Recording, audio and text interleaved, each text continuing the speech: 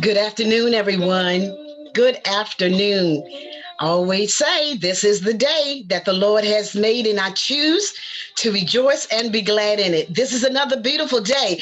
Though the sun is not shining outside, we're going to have to make our own sunshine inside. Well, I am Portia Wheatley. I am the founder and the president of a nonprofit organization acknowledged as Trophy of Life Incorporated, where we have the great pleasure of rendering hope, encouragement, and inspiration. And to who? To the whole wide world. God has allowed us to do that, and we're doing it more and more. But we need you to do that. But I'm so grateful that you have tuned in with us on today on this platform, acknowledged as Project 365, where we bring messages of hope, encouragement, and inspiration from many different cultures, many different people, different genders. I tell you, from everyone is important. And I'm sure everyone has a message of hope, encouragement, and inspiration. And we give you the opportunity to share that with the world. Well, let me bring in my co-host at this time. Hello, everyone. I'm Takira Swan, and I'm so happy to be here on this beautiful Wednesday. And before we get started, I just want to remind all of our viewers to please go to our YouTube page and subscribe.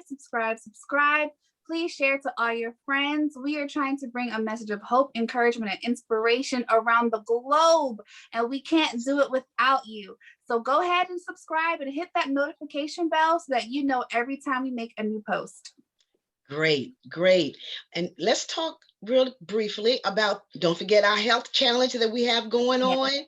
That health challenge, you lose whatever pound you lose 25 pounds, you get $2 for every pound. However, we've had people to donate to that challenge, and the jackpot is up to how much, Takira? I believe it's up to $300 now. $300. You lose 25 pounds by July the 16th. Yes, July the 16th.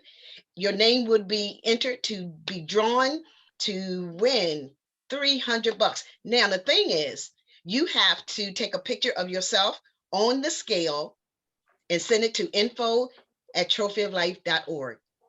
Easy as that. All right. Well, today I have the great pleasure of having my guest. Oh, she's one of my Soul Wealth sisters under the leadership of Dr. Vicki Johnson. So much I can say about her, but you know what? Instead of taking that time to share all of her attributes and characteristics and accomplishments and her personality and all of that, I ask that you go to her. She has a website that you can go to and get some information, or check her out on Facebook. So we're going to get right down to the nitty gritty, and we're going to talk about finding your voice. Just those 3 words is so powerful. And she's going to share with us how she found her voice, and see whether you find yourself in the information that she shares. It's amazing the things that we go through, the things we do in life, the things we do for other people. But where is your voice? You are just as powerful as anyone else. And let's see how it's done with Shauntia. And we're going to see how that inspires us to find our voice. Let's welcome in Shauntia Stanback. Welcome, Shauntia. Thank you so much for accepting our invitation to come and be our guest on today. I thank you for having me. Thank you. Thanks to you and Takira. I truly appreciate it. I actually find it an honor to be a part of such an amazing project, Project 365, where people can come every day to get a dose of that hope to carry them throughout the day, throughout the week. So I'm honored to be able to be a part of that. I love something that you said in your opening, and you said everyone is important and everyone has a message, and that is so true. And so to that, what I'll add, and what we're speaking on today is finding your voice is, and I want to say that and offer that to anyone that's listening now, that will look at this on the replay. you too have a voice. Your voice is unique. How you show up in the world to use your voice to empower, be it yourself, be it your community, whomever God has destined you to reach, your voice is unique. It matters. There is something that is placed inside each and every one of us that we are to use for humanity, for the good. Like we literally, and each of us in our own vein and in our own walks of life is someone's solution. This here right now, Project 365, as the visionary, you are someone's solution. Someone is in need of what it is that you are offering by showing up here every day and providing, that voice that someone needs to hear for wherever it is that they are in their life at that moment. So I thank you. And so for me, a lot of times people have said and asked, well, what exactly does that mean? Because you hear that, finding your voice. But what does finding your voice mean? It's just that finding your voice, finding the plan and purpose of your own life, like literally acting upon your own creative calling, whatever that may be. And sometimes we get stuck there, because we'll go through life, we'll do life, we'll journey through life. And I know I'm not the only one, but there was times in my life, it's like, God, there has got to be something more than this. Like, you ask that. I know for me, I've asked that over the years. And I know that it was like, Shauntia, you're destined to live and not just live an ordinary life. And what I mean by that, and I don't negate, God has been so good to me over the years, but we'll get stuck in the routines of life, going to work, married life, children, going to school, going to church, and we'll have successes in those, in our daily walks of life. You have successes, you do things, but for me, it was like, God, for all that I'm doing, for all that I desire to do, a lot of times when I would step out in different initiatives, and for me, when I say step out in different initiatives, step out in doing things that I was inspired to do, not what someone else told me to do, because Shauntia was living the life that I was told that I should have. Seek that job with security, being married, have the family, because all of that is what society deemed as success. You got that good job, you got the benefits, you got the married life, you may be in church and you may be a part of this ministry, you may be doing this and you're having success along the way. And I've had a lot of successes along the way. So for that, I'm always thankful.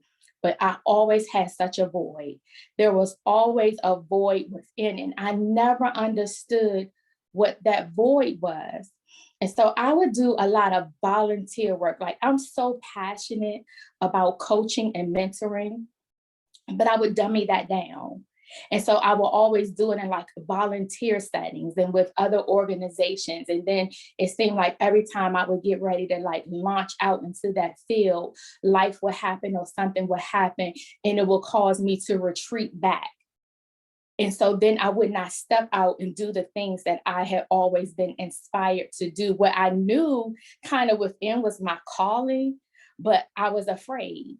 And then if being truthful, then I'm looking at how this one did it or that one did it. So constantly having to come against that thought of comparison, because how I wanted to do it did not look like that one. And so now I'm nervous about, well, maybe I can't, or maybe I'm not equipped to. And then life disrupted for me in 2019.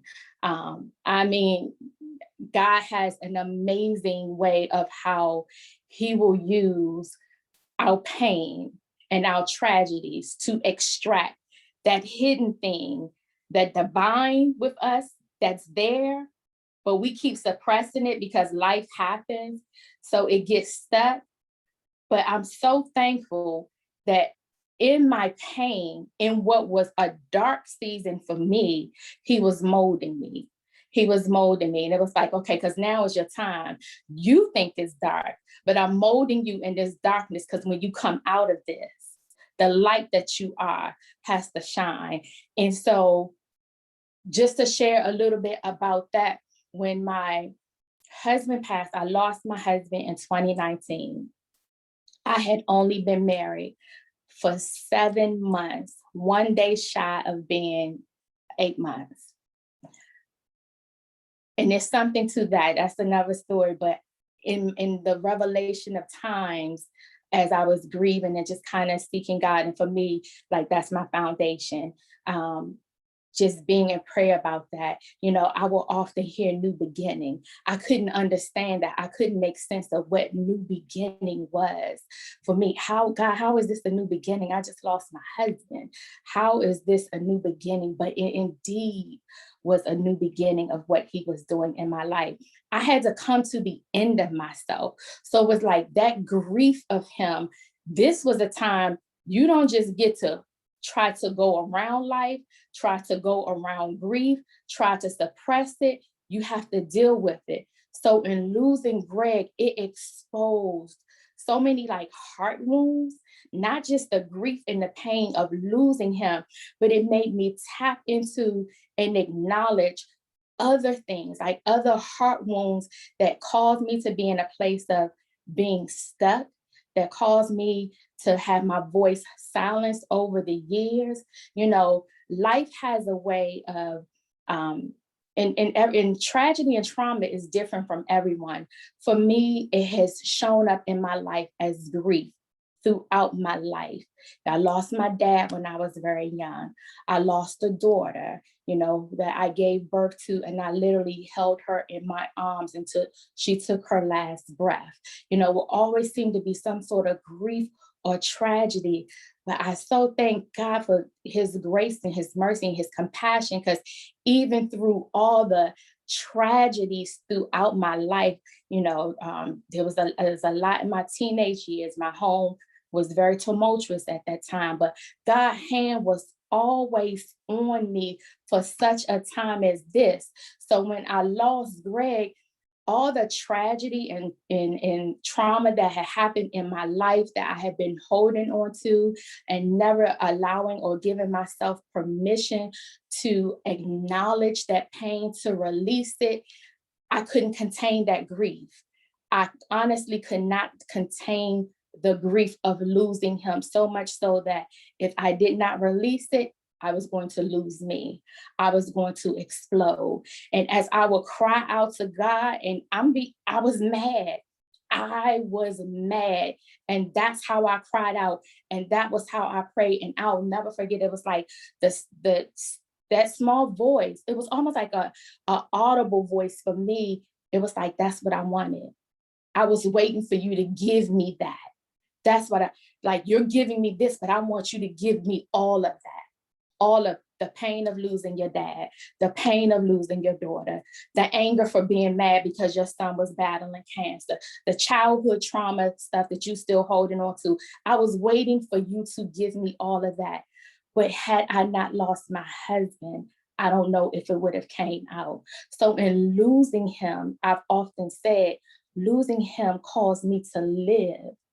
And I can say that because I was doing life, I was going through life, the mundane, the routines, and that doesn't mean that life wasn't happy or wasn't having good moments, but it was, God, is something missing. And that's because he had given me, I wasn't living out my authentic calling, what he had called me to. And I could not find that until I had totally got to the end of myself. Losing Greg caused me to get to the end of myself instead of trying to do things in my own strength and in my own might. And I just keep going there because it's like I kept hearing God say, that's what I was waiting for you to do. I've been waiting for you to release it all this time, to give me that. Now that you've turned it over and now that you've given to me, now that I can begin to do in you what is already in you. Now you can begin to walk authentically in who you are. So that's what finding my voice has been for me. And so now it's like, I just want to offer that to like someone else. Like, what's keeping you stuck? What is that, the narrative of that trauma, that pain that you're holding on to that's keeping you stuck? And like I said, for me, it's been grief, but for someone else, it could be something else. It could be the loss of a divorce, the loss of a job, the loss of whatever it is. Maybe you've gone through something in life and you're telling yourself something about that story, the labels you've allowed someone else to put on you. Now you're suppressed and you're stuck and you're not moving authentically because there's fear, there's rejection. Oh, one of the biggest ones that we deal with is shame. No, let it go. Give voice to those feelings, because I promise you, when you give voice to those feelings, they lose their power. They lose their power and they no longer have the power over you. And you will begin to rise up and will be able to walk out whatever that is that you were destined to do. And don't even get stuck in that. You know, we sometimes we look at how different people are moving in the very thing that we're doing. Like for me, I'm a certified life coach. I've been a certified life coach for years. Crazy enough, was fearful to say that publicly. I would share my credentials when I would do it, you know, in volunteer settings with other nonprofit organizations, or partnering with this one or partnering with that one. Because for me, how I was doing it did not look like how someone else was doing it. And I will always say, but that's such an oversaturated market. No, because who God has raised you up to bless, who he's called you to, it's not an oversaturated market, because there's a tribe of people that needs to hear what it is that you have to say. Like, you are someone's solution for what he's put in you. So it doesn't have to look like what this one is doing or how that one is doing, because when you begin to walk it out in the way that he's called you to do it, and you stop looking to the left and to the right, the provision is already made. Now I'm beginning to, the different things that I tried to do over the years, my God, like it's all lining up. It's like everything is aligning. And I'm saying, wow, God, you are so amazing. But it's aligning now because I took my hands off of it. Like the things that were keeping me stuck and that I felt like I had to fix internally, that wasn't for you to fix, Shauntia. That was on him. Like I had to finally release it to God. Like I was trying to do things and God said, that wasn't your job. That all I wanted you to do was to give it to me, to turn it over to me. And that's what finding my voice for me has been for me. Okay, let me take a breath. That was awesome, Shauntia. Powerful, enlightening, encouraging, hopeful. I am just so grateful that God has done this work in you, and to help now the world see that they can still find their voice once they get to the end of themselves.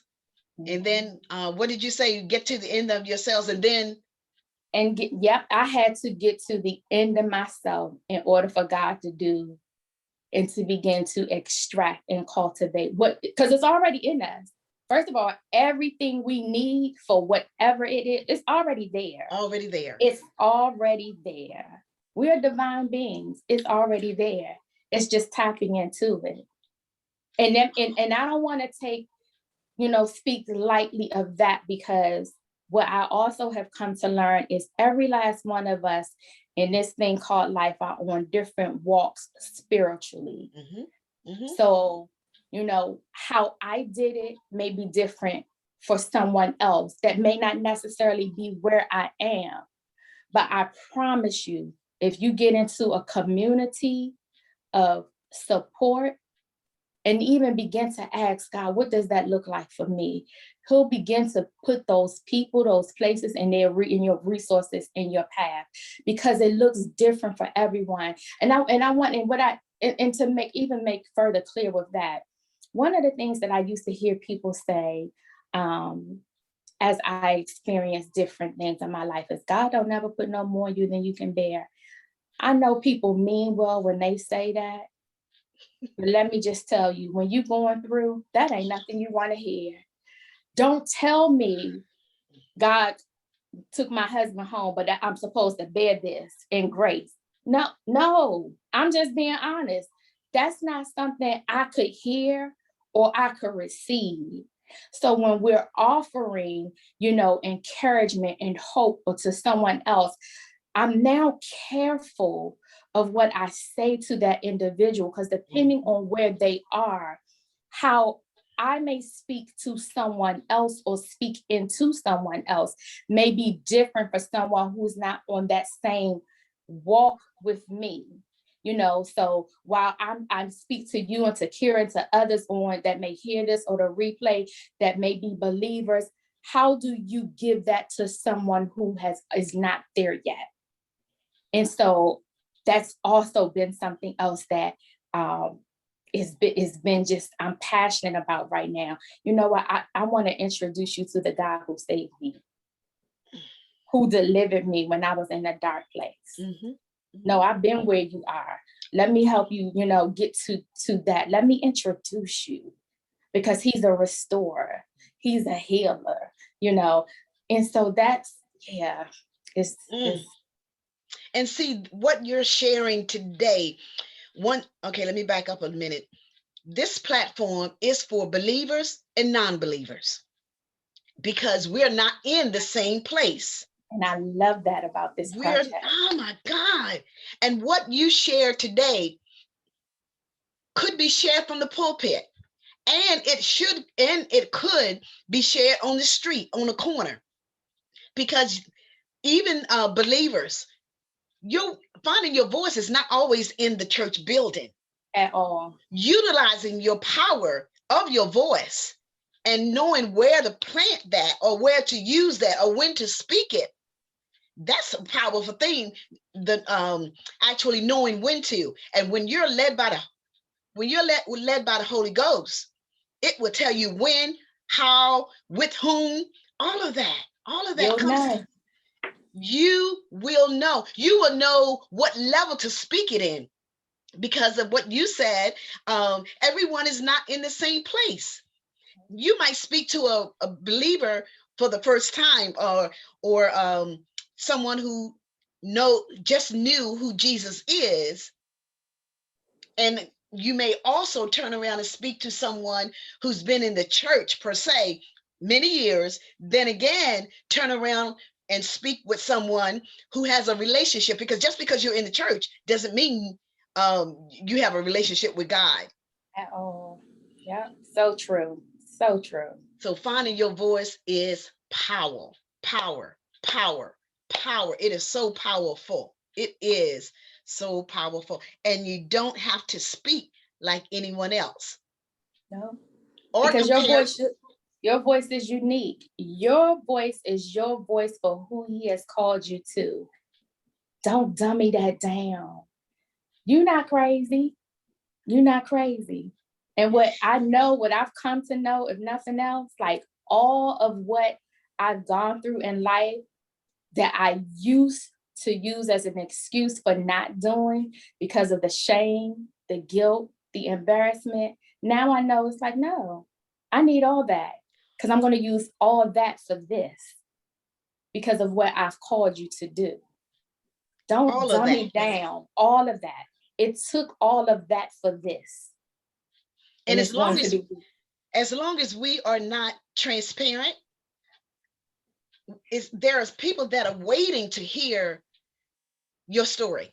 There are people that are waiting to hear that you lost your child, you lost your son had cancer, your husband passed away. They're waiting because they feel like life is over because one of those situations may have happened to them.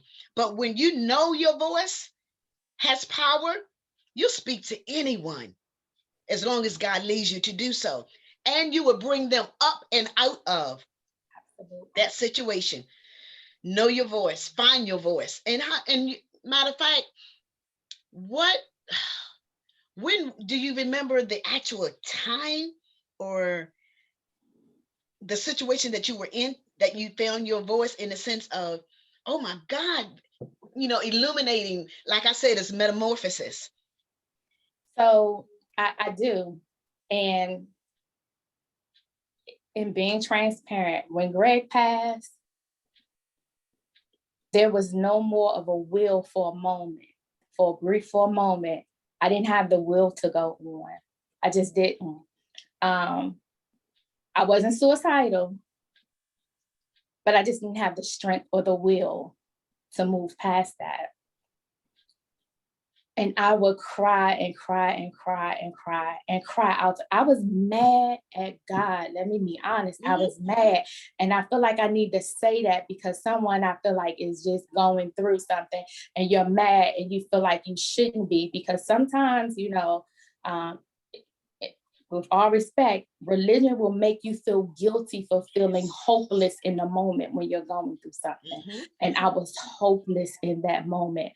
So I'm thankful for my community of supporters that poured life into me.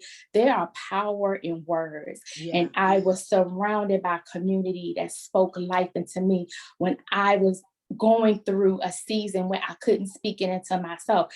I was mad. And in my crying out, and I was laying in my bed. I didn't want no TV, no phone, no nothing. I just wanted to sleep.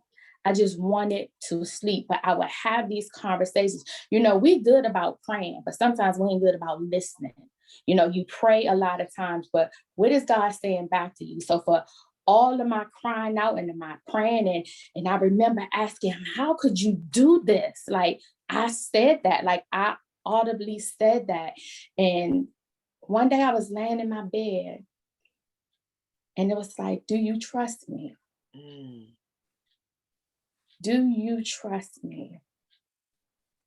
And there was some other just like revelations of things that had came. And in that moment, it was that moment for me that was like, no, you gotta live.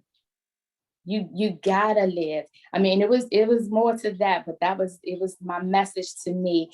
But it was like, you gotta live. And that was hard. So I don't want to make it sound like, oh, at that moment I got up and I started living. Right. No, that meant being intentional. Like, so with that praying, with that crying out, that meant seeking therapy. Like, so I had to get into grief counseling. I had to get into therapy. So it wasn't no easy, thing that I just woke up and it was like, right. All of a sudden, aha, there's this light moment. No, it meant being intentional about healing. And I'm not, I've never been afraid of therapy because sometimes folks don't want to do that as well. There's a stigma sometimes in our culture about therapy. And so it meant being real intentional about going to therapy and not just going as a checkbox exercise, but being so raw, so transparent about what I was feeling and giving voice to all that was coming up, because once the funeral and stuff is passed and people go on and they get it, you got to deal with life. And there's some things that come with that afterwards that, after all the company is gone and people come and pass from day to day, you dealing with that life of stuff that happens. And I was crumbling under some things. And I needed the support that I had. And each time it was like, God was like, I got it. So every time I kept saying, I can't do this, God, I give it to you. It was like, I got it. But that's what he wanted me to do. I got it. I got it. Because I'm close to the crushed in spirit. That's what my words say. Lean on to what I took. I got it. And so that's what I began to do. I intentionally was doing and continue to do. Intentionally and continue. It's amazing. It's amazing. And I would imagine that once you said yes to God, that was it. That was it. It's on, as the I don't even know what generation says, it's on and popping now. So it's like you found your voice and you will not go back to that the life before. You may have to pull some things, experiences out to help now, to be a witness, to have a testimony of what you're saying now, so that others can hear it. But it's on and it's nowhere to go but up and forward. Yeah. I tell you. Kira? Oh, goodness. I know. Let me tell you, you have truly, truly you've helped me today. So I know you've helped so many people with sharing your story. And one thing I can appreciate about you sharing your experiences, not only is it so authentic, but it is so you. Like, you just, even when you've been through so much, you know, and even as you were talking and speaking about it, and you just flowed so eloquently and everything, just, you know, it's a piece about your voice. It's like you're telling us you've been through all these things, and it's like it's such a piece. Like, you see what I'm saying? Like, does that make any sense? Like, you can just feel, you can just see and feel the peace as you're talking, even though you said you've been through all those things. So I can definitely appreciate that. And for our viewers out there, I really want to encourage you to play this again. Finding your voice, ultimately, in my opinion, it is, like you said, finding like who you are and like who you truly are, and your purpose and your calling of what you're supposed to be doing in your lifetime. And a lot of people kind of misunderstand the whole finding your voice thing. You know, it's because, like you said, it's not always pretty. You know, you have to let go. You gotta let God. You gotta let God do the work, and you have to do the work. And when you are doing the work, you know, even calling those things out that are troublesome to you or that you are going through, that's a hard step in itself, you know. And that's something that if people can just get to that point, that, you know, everything will then start to fall in line. And I can appreciate that, because, you know, you, like you said, people compare, like, you know, oh, I'm supposed to do this, I feel like, but I can't do it because such is doing it, or it doesn't look like everybody else. And that's all a part in finding your voice. Like, no, you don't have to be like everybody else. And that's something I'm telling you, I truly appreciate, because especially me growing up, and even now, everybody has an opinion of how you're supposed to do things, how you're supposed to sound, like the path that you're supposed to take. And it can be so discouraging. It really can. And you know, especially my non-believers out there, you know, like, what if people are telling you how to live your life and what to do and how to go about doing and pursuing your dreams, and you're like, that's not my path, you know, like, wait a minute, this doesn't feel right. Don't get discouraged about it. Like, this is a perfect example of someone who had a plan, and God had a different plan, you know, and everything just came full circle, and you were able to find your voice, and now you're able to help other people find their voice. So I just want to encourage everyone to just replay this. I know I am, because it's such a powerful testimony. It's such a powerful, you know, experience to listen to and to give you hope, because here's someone who has survived all of this by the grace of God, and, you know, is at peace and walking her purpose-filled life. And that's what we just want everyone that's listening and watching to do, is just to walk into your purpose and be who you're supposed to be authentically. So I just want to thank you so much for coming on the broadcast today. Like I said, you really blessed me. So I know there's people out here who need to hear this. So everyone, please share this video. Definitely. It'll really help you. It really will. It definitely will. I tell you what, I almost lost it one time, because as the older generation said, would say, I had a quickening. I had a quickening. I'm like, I really felt and saw the Holy Ghost on you. So I'm as Takira said, you just, your heart was in it, your spirit was in it. It's so warming and welcoming. I thank you for that. Now you're embarking upon some type of outreach or business or a nonprofit or something. So yes, and this is again where I say for years I dummied myself down, but I have a nonprofit, which will be 10 years, but it's called Renewed Hope Life Center, and that's www.renewedhlc.com. And that was I launched that, like I said, 10 and a half years ago to help women in crisis situations.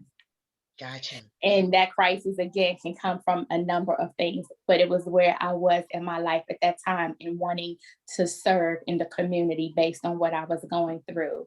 And I am also a certified life coach. So that's my practice that I do day to day. And so I can, that Shauntia Stanback is my actual name, .com, and I can be reached via Facebook and Instagram, and ShauntiaStanback.com. So literally walking out my purpose, serving in the community, doing what I'm passionate about. I'm so excited for you. Okay, because they know, my audience knows that when I go off screen, I'm like, hallelujah. And then I come back, regroup, and we're good. I tell you what, and it's amazing when you can see your sister walk out her purpose from where it was, where it is, and be watchful of where it's going. So I appreciate you, Shauntia. We will make sure your information will be put into our comment section so that our audience around the world will see and be able to contact you on your media platforms as well. All right? I thank you both for having me. Thank you. Thank you. All right. God bless. And we shall see you on tomorrow. At what time, Takira? 1 o'clock. All right. Blessings.